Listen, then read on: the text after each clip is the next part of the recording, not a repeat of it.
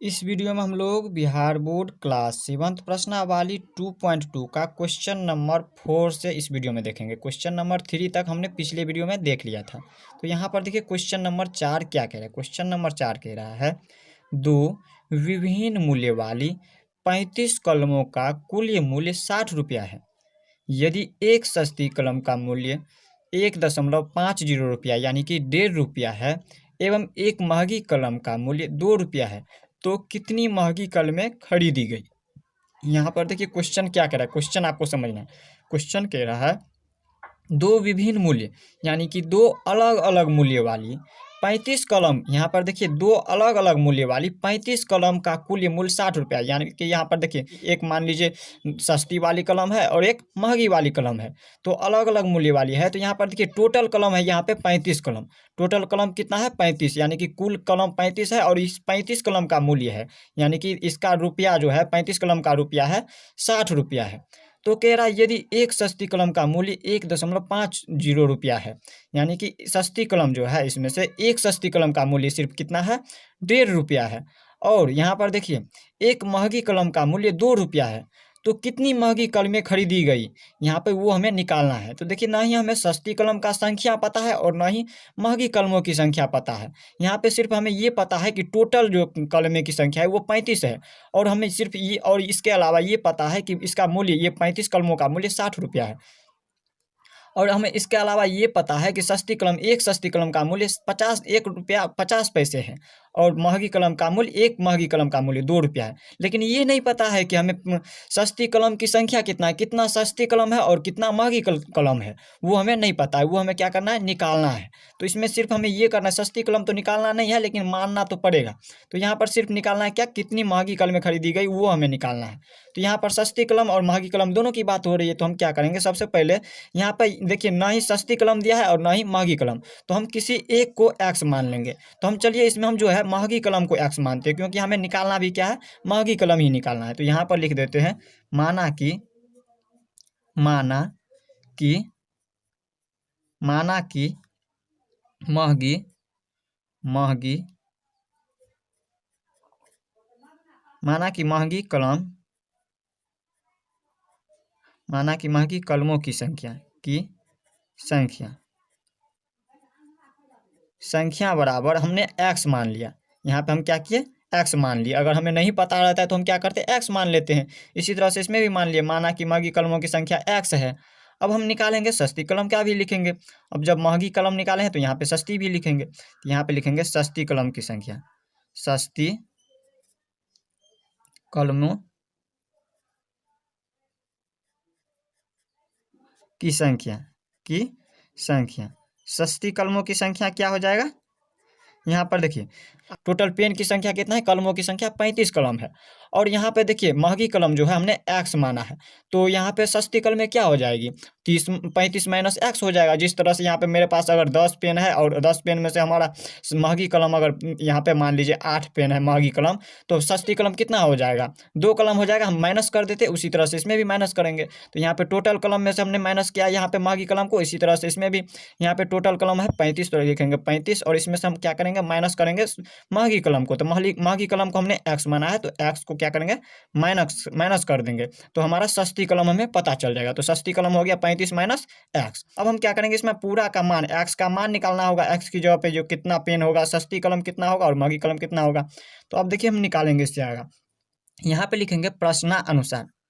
प्रश्नानुसार प्रश्नानुसार का मतलब क्या हुआ, जो प्रश्न कह रहा है उनके अनुसार। अब एक बार लिख देते हैं, यहाँ पर देखिए यहाँ पे है महंगी कलम में कितना है, एक्स है, हमने एक्स माना है। और इसके बाद इसमें क्या करेंगे, जोड़ेंगे सस्ती कलम कितना है, सस्ती कलमों की संख्या 35 माइनस एक्स, 35 माइनस में एक्स, ये हमारा माइनस में है इसलिए हम इसको क्वेश्चन बंद करेंगे। और बराबर में टोटल यहाँ पर देखिए मूल्य कितना है, यहाँ पर देखिए इन दोनों का मूल्य है यहाँ पे 60 रुपया, यहाँ पे देखिए कलमों की यहाँ पे मूल्य कुल मूल्य 60 रुपया है। तो देखिए यहाँ पे एक्स कलम है, तो एक्स कलम का जिस तरह से यहाँ पे 35 कलम का मूल्य है 60 रुपया, कुल मूल्य 60 रुपया हुआ। इसी तरह से यहाँ पे देखिए सस्ती कलम का और महंगी कलम का भी मूल्य है दिया हुआ है। देखिए सस्ती कलम का मूल्य कितना दिया है, एक सस्ती कलम का मूल्य दिया है 1.5 रुपया। तो सस्ती कलम हम किसको माने हैं, यहाँ पर देखिए सस्ती कलम माने हैं यहाँ पे 35 माइनस एक्स। तो इसको हम क्या करेंगे, गुना कर देंगे हम 1.5 रुपये से। तो यहाँ पे हम 1.50 से क्या करेंगे, गुना कर देंगे इसको, इतना को। और इसके बाद देखिए यहाँ पे 1.5 से इसको गुना किया। और महंगी कलम कितना दिया है, महंगी कलम देखिए यहाँ पे महंगी कलम, एक महंगी कलम का मूल्य है 2 रुपया। तो हम इसको भी क्या करेंगे, 2 से गुना करेंगे। तो एक्स में भी हम क्या करेंगे, 2 से गुना कर देंगे। तो इस तरह से गुना करेंगे। अब देखिए इनको हम हल करते हैं तो हमारा आंसर निकल जाएगा। यहाँ पर देखिए 2 को एक्स से गुना कीजिएगा तो 2x हो जाएगा, पीछे हम या का चिन्ह लगा देंगे, और प्लस में है तो लिख देंगे प्लस का चिन्ह। और यहाँ पर देखिए 1.50 को पहले हम इससे गुना करेंगे और इसके बाद हम इससे गुना करेंगे। तो 1.5 को गुना कीजिए, 1.50 को यहाँ पे गुना करेंगे 3 5 से। अब देखिए यहाँ पे हम 1.50 से गुना करेंगे तो यहाँ पर देखिए 0 को 5 से गुना कीजिएगा तो 5। इसके बाद यहाँ पे 15 को 5 से गुना करेंगे, 15 पच्चे के 75। और इसके बाद इसको हम गुना करेंगे 3 से। यहाँ पे देखिए 0 को 3 से गुना कीजिएगा तो यहाँ पे देखिए सॉरी यहाँ पे ये 0 होगा, ये 0 को 5 से गुना कीजिएगा 0, और 15 पच्चे के 75। और इसको 0 को 3 से गुना करेंगे 0, और 15 को 3 से गुना करेंगे तो 15 तिया के 45। अब देखिए ये 0, ये 5, 7 5 12 के 2, हाथ में 1 4 और 1 5। यहाँ पे कितना आ रहा है, 5 2 5 0। और इसमें देखिए दशमलव कितना संख्या के बाद लगा है, 1 2 संख्या के बाद क्या लगा है, दशमलव लगा है। 2 संख्या के बाद दशमलव लगा है तो इसमें भी 2 संख्या के बाद क्या करेंगे, दशमलव लगाएंगे 1, और ये दूसरा संख्या के बाद क्या करेंगे, दशमलव लगाएंगे। तो इसमें कितना आ रहा है, 52.50। तो 0 जब ऊपर में रहता है तो इसका कोई वैल्यू नहीं होता, इसलिए हम क्या करेंगे, लिखेंगे 52.5। तो यहाँ पर इसको जब गुना किए इससे तो हमारा हो गया 52.5। अब माइनस और प्लस, ये प्लस का चिन्ह, ये माइनस का चिन्ह, प्लस माइनस जब रहता है चिन्ह तो माइनस का चिन्ह होता है जब इनके साथ होता है तो। और ये देखिए 1.50 को अब गुना करेंगे हम एक्स के साथ, तो एक्स के साथ गुना करेंगे तो यहाँ पर हो जाएगा 1.50 एक्स। और बराबर में कितना है, 16 यानी कि 60 है। तो यहाँ पे लिख देंगे इनको। अब देखिए एक्स वाले को हम एक साइड और यहाँ पे देखिए संख्या वाले को एक साइड कर लेते हैं। तो यहाँ पे हो जाएगा, पीछे हम या का चिन्ह लगाएंगे 2x, और माइनस में कितना है 1.50 एक्स, और बराबर के उन साइड हम इसको कर लेते हैं। तो ये 60 है तो लिख देंगे 60। और ये क्या चीज़ में है, प्लस में है, और ऊपर जाएगा तो चिन्ह बदल जाएगा इसका, तो चिन्ह क्या हो जाएगा, माइनस का लग जाएगा जब प्लस में है। तो यहाँ पे हो जाएगा 52.5। अब देखिए इसको हम क्या करेंगे, इसी तरह से अब देखिए इसको हल करेंगे। यहाँ पे लिखेंगे इसमें से हम इसको माइनस करेंगे। यहाँ पर देखिए 2x में से हम माइनस करेंगे 1.50 को, तो कितना हो जाएगा, इसी को भी इसी तरह से माइनस करते हैं। यहाँ पर देखिए 2 में से हम माइनस करेंगे कितना, 1.50 को। तो यहाँ पर देखिए इसके सामने दशमलव लगा देंगे, ऊपर में कुछ भी नहीं तो संख्या हम शून्य डाल देंगे, और इसमें से हम माइनस करेंगे। तो इन दोनों को देखिए 0 में से 0 को माइनस करेंगे तो 0, 10 में से 5 को माइनस करेंगे तो 5, और दशमलव है तो दशमलव लगा देंगे। और ये बच गया कितना, ये इसको हम जब 10 माने हुए थे तो ये 1 बच गया, 1 में से 1 गया तो शून्य, यानी कि कितना आ गया, 0.5 आ गया। अब देखिए इसका तो कोई वैल्यू नहीं जब ऊपर में है तो यहाँ पे 0.5 हो जाएगा। तो यहाँ पे हो जाएगा 0.5, और x दोनों में लगा है तो x लगा देंगे, और बराबर में। अब देखिए इसी तरह से इसको भी माइनस कीजिएगा, इसको जब माइनस कीजिएगा 60 में से 52 को, तो यहाँ पे हो जाएगा 7.5 हो जाएगा। अब हम क्या करेंगे, इसमें x का मान निकालना है, क्योंकि हमने x क्या माना है, महंगी कलमों की संख्या, ये हमें निकालना है महंगी कलमों की संख्या, ये क्वेश्चन कह रहा है निकालने के लिए। तो यहाँ पर देखिए इसमें हम x को इस साइड रहने देंगे और इनको हम ऊपर ले जाएंगे। तो यहाँ पर हो जाएगा 7.5, और ये देखिए गुना में है, x के गुना में है तो ये ऊपर जाएगा तो भाग में हो जाएगा 5x, 5, और x को यहीं पे रहने दिए 5। अब देखिए ये पीछा में 0 लगा है और दशमलव भी है, 0.5 है। तो अब देखिए इसमें भी दशमलव और इसमें भी दशमलव, दोनों में दशमलव है तो दोनों में से दशमलव को हटा देते हैं इस तरह से। तो इसमें बच रहा है कितना, 0.5 बच रहा है, और इसमें 75 यानी कि 75 हो रहा है जब दशमलव हटाते हैं। तो अब हम इसको काटते हैं, 5 से काटेंगे तो 5 1 5, और इसको काटेंगे तो 15 5 के 75, 15 बार में, यानी कि x बराबर कितना आ गया, x बराबर आ गया 15। तो अब देखिए ये x हम किसको माने हुए थे, यहाँ पे महंगी कलमों की संख्या को माने हुए थे x। तो यहाँ पे लिखेंगे, ऊपर लिख लेते हैं, अतः महंगी कलमों की संख्या कलमों की संख्या क्या मान है x, और x का मान निकल चुका है हमारा 15, यानी कि यहाँ पे कितना हो जाएगा 15 हो जाएगा। तो महंगी कलमों की संख्या कितना हो गया 15 हो गया। और 35 में से महंगी कलमों की संख्या यहाँ पे अगर 15 हो रहा है तो सस्ती कलमों की संख्या कितना होगा, हमें कह नहीं रहा है निकालने के लिए सस्ती कलम के, लेकिन फिर भी बता दे रहे हैं। अगर यहाँ पे 35 में से हम 15 को माइनस कर देंगे तो वो हमारा सस्ती कलम की संख्या निकल जाएगा।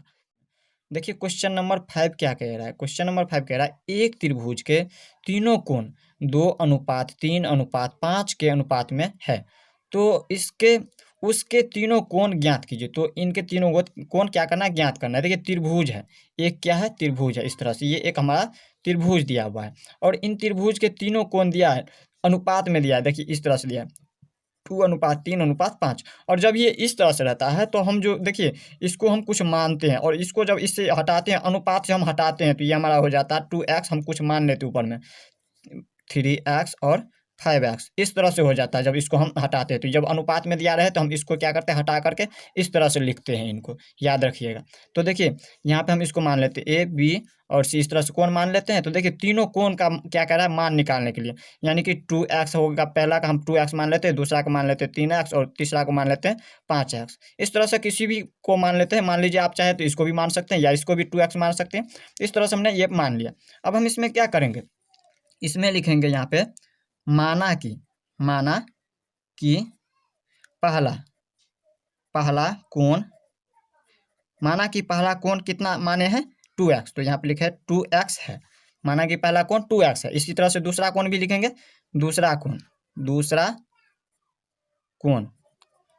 कोण भी यहाँ पे कितना है 3x माने हैं। यहाँ पर कहिएगा x कहाँ से आया, तो याद रखिएगा अनुपात को जब हटाए हैं तो यहाँ पे x लिखें उसकी जगह पे। और तीसरा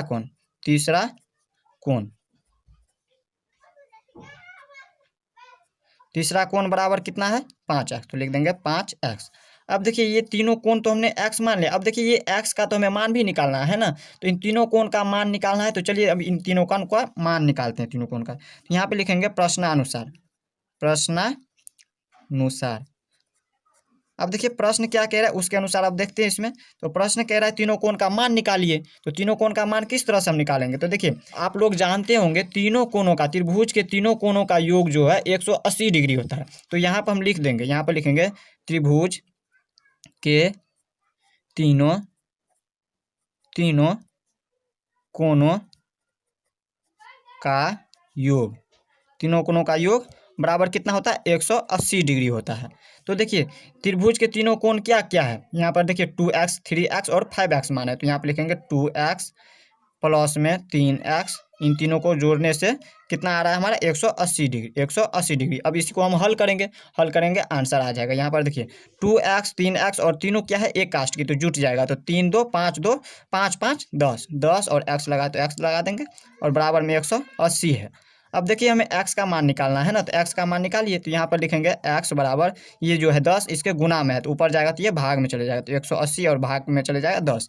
अब इसको हम काटेंगे, तो इनको काटेंगे तो 18 दाइन के 180, 18 बार मारे, यानी कि x का मान कितना आ गया 18। अब हम आराम से निकाल सकते हैं पहला कोण। यहाँ पे देखिए हमने क्या माना है, इसको हम ऊपर डायरेक्ट कर लेते हैं। यहाँ पर लिख देंगे पहला कोण बराबर हमने क्या माना है 2x माना है। तो देखिए 2 और x का मान निकल चुका है कितना 18 निकला है, तो 18 से हम इसको गुना करेंगे।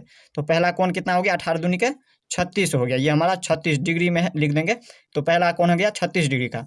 दूसरा कोण इसी तरह से लिखेंगे, दूसरा कोण। अब देखिए दूसरा कोण क्या हो जाएगा, दूसरा कोण इसी तरह से दिया है इसमें 3x, तो यहाँ पे 3 और x का मान कितना निकला है 18, तो लिखेंगे 18। अब देखिए 3 18 तरीके 54 डिग्री का दूसरा कोण हो जाएगा। अब लिखेंगे तीसरा कोण क्या हो जाएगा, इसी तरह से तीसरा कोण माने हैं 5x। तो यहाँ पे देखिए 5 और गुने में x का मान निकल चुका है 18, तो 5 को 18 से गुना करेंगे तो तीसरा कोण कितना डिग्री का हो जाएगा 18 पंचे के 90 डिग्री का हो जाएगा। तो इस तरह से यहाँ पे हमने क्वेश्चन नंबर 5 देख लिया। अगले वीडियो में हम इनसे आगे देखेंगे, तब तक के लिए गुड बाय।